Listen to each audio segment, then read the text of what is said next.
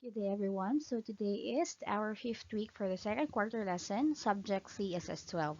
And now we are going to discuss new topic under the installing and configuring computer systems or ICCS. So before that, let me first read to you the objectives of our lesson for today.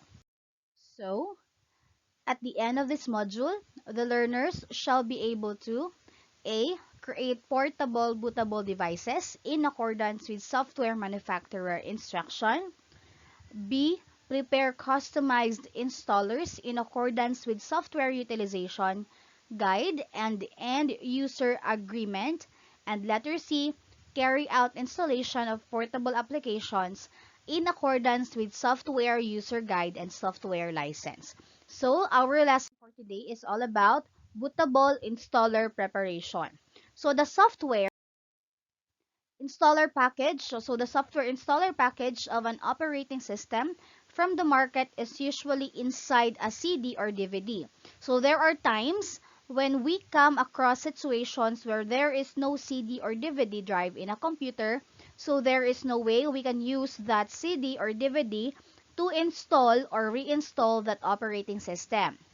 So having a bootable version of Windows on a DVD and USB drive can be very useful in times when we need to install an operating system. So a DVD installer can be used whenever the version of BIOS of the computer doesn't allow for USB installers. So a USB installer can also be used whenever there is no available CD or DVD drive in a computer. So we have here an ISO image file. So a file with an ISO file extension is a virtual copy of CD or DVD. So with the same file structure and the same data. So ISO copies are referred to as images of the original. Therefore, the ISO is a perfect copy of what would be on an original Windows CD or DVD. Next is we have the bootable device.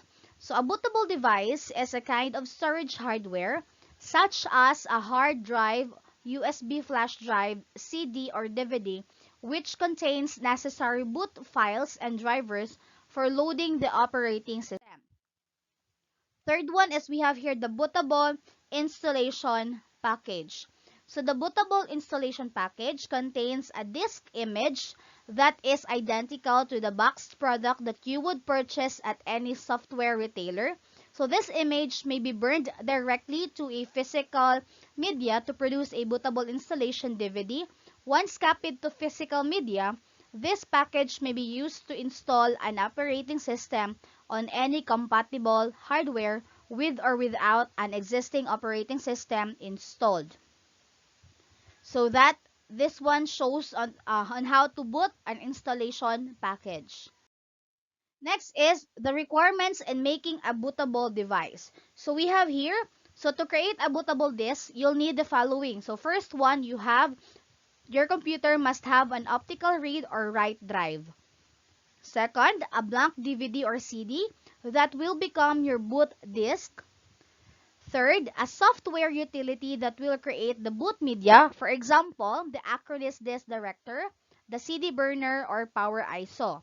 And then fourth one, we have an ISO file of the OS you want to install or use to repair.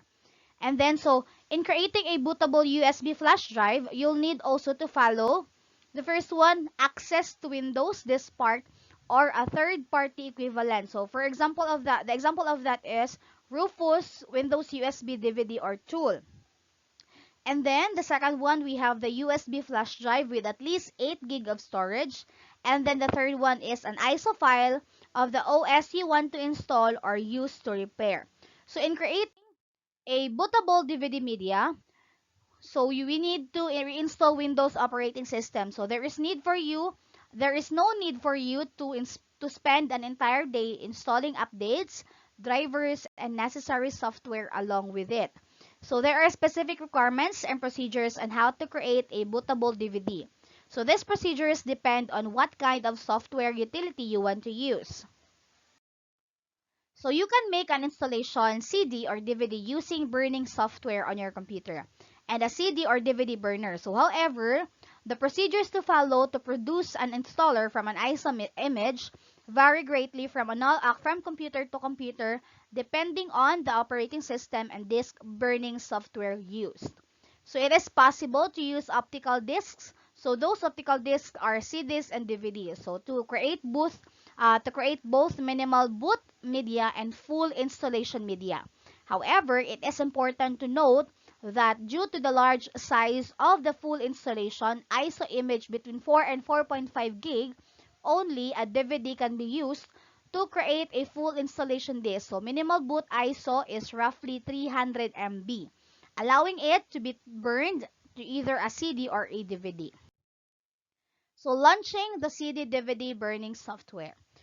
So the instructions used Windows operating system and CD Burner XP as CD or DVD burning software.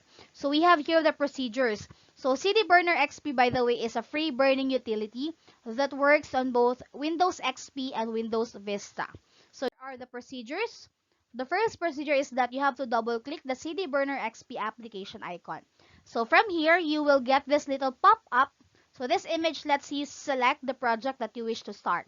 So you have to click on the word Burn ISO Image option, then click OK. So this will take you to the main screen of the CD Burner XP. So this is how it looks like. Next.